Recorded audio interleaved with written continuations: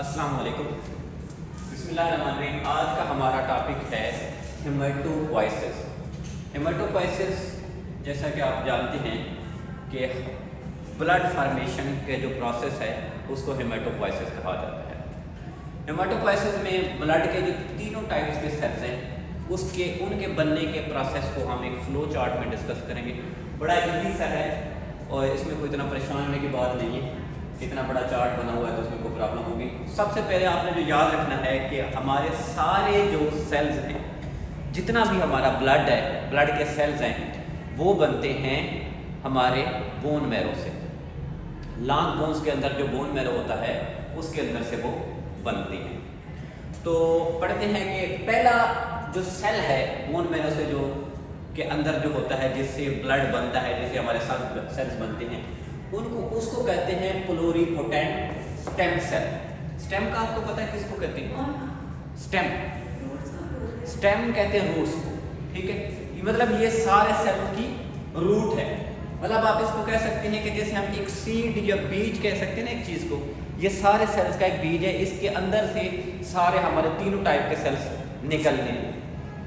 प्लुरिपोटेंशियल stem cell से आके तीन मेजर सेल निकलते हैं। तीन मेजर सेल निकलते हैं। ठीक है, उनमें से एक है जो मेगाकैरियोसाइटिक एरिथ्राइड प्रिग्नोटर।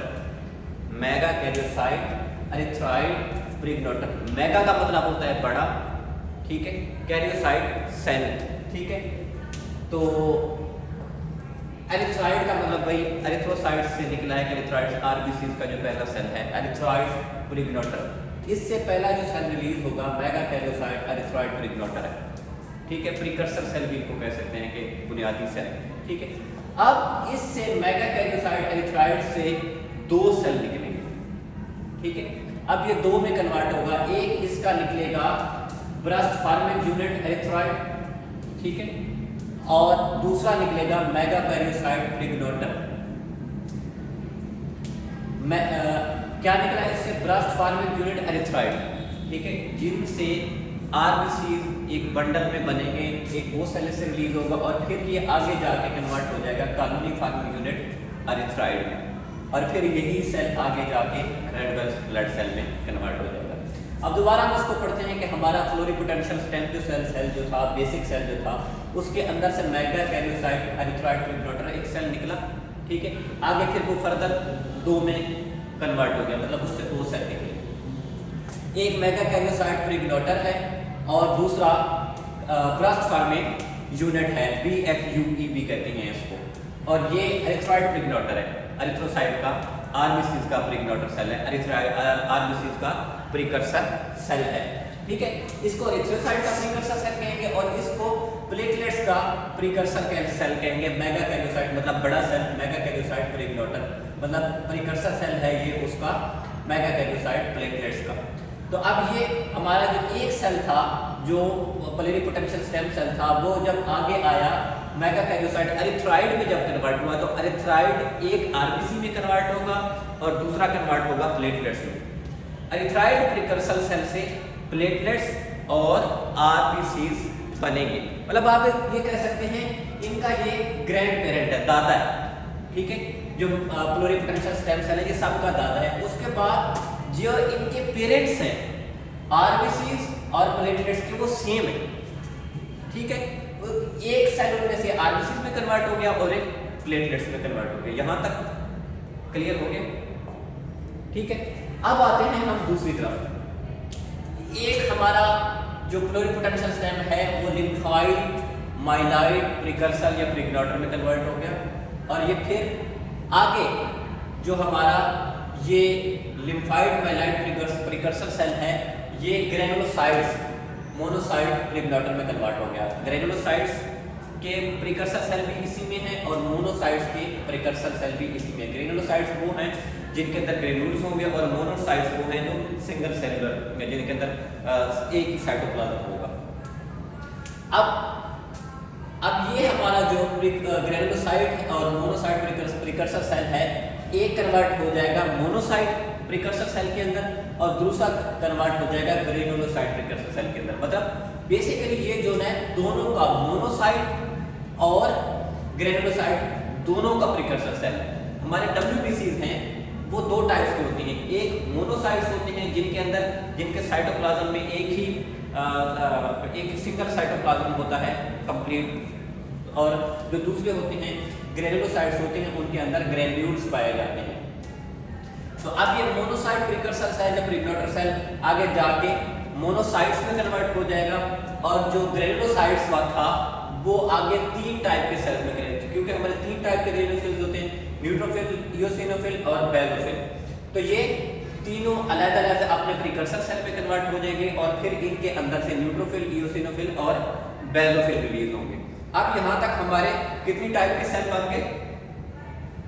2 और 4 6, क्योंकि हमारे तो वैसे तो 3 किस्म के सेल हैं ना, लेकिन हमारे WBC फर्दर 5 टाइप्स में डिवाइड होते हैं। तो ऐसा है कि RBCs और प्लेटलेट्स तो एरिथ्राइट्स प्रिकर्सर सेल से बन गए थे, लेकिन जो है हमारे लिम्फाइड, माइलाइड प्रिकर्सर सेल से बने हैं, हमारे मोनोसाइट्स भी बने हैं और ग्रेनुलोसाइट्स भी बने हैं। अब हमारा सिर्फ एक टाइप का WBC दिखाया गया है और वो है लिम्फोसाइट। लिम्फोसाइट का कैसे बनता है कि multi potential lymphoid precursor cell होता है, वो थाइमस में जाता है और थाइमस से रिलीज होता है, तो वो हमारे B सेल्स, T सेल्स और नेचुरल किलर सेल, बेसिकली ये लिम्फोसाइट है दोनों, लेकिन इनकी 2 से 3 टाइप्स होती हैं, B लिम्फोसाइट्स और T लिम्फोसाइट्स।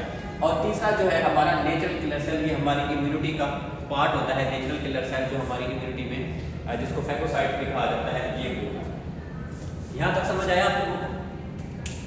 फिर रिवाइज कर रहा हूँ। हेमेटोपोइसिस हमारा ब्लड फॉर्मेशन का जो सारा प्रोसेस है, उससे बेसिकली हमारे पूरा ब्लड बनता है।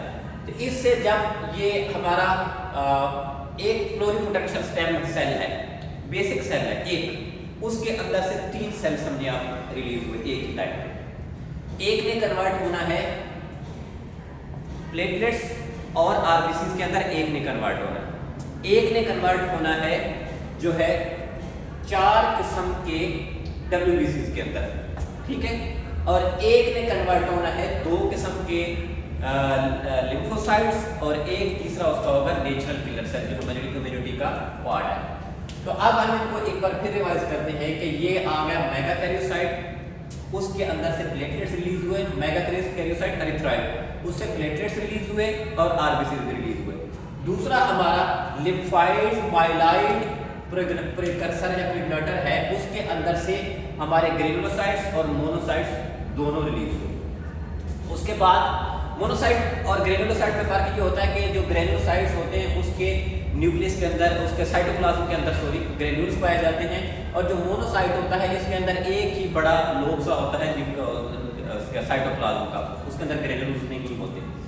और तीसरा जो हमारा सेल है मल्टी पोटेंशियल लिम्फाइड, मतलब जैसे नाम से जाहिर है कि लिम्फोसाइट में कन्वर्ट होगा लिम्फाइड प्रिकर्सर सेल, तो ये लिम्फोसाइट्स में कन्वर्ट होगा।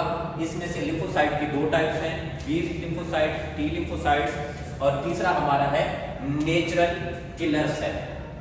तो टोटल ब्लड सेल फॉर्मेशन जो है हमारी एक सेल से हुई थी, आगे वो कन्वर्ट हो गए 2 और 7 सेल में, ठीक है, 8 सेल में, 8 सेल में कन्वर्ट हो जाता है। हमारा एक सेल है वो सारा जो है प्लूरिपोटेंशियल स्टेम सेल जो है वो सारे ब्लड सेल्स को बना रहा है।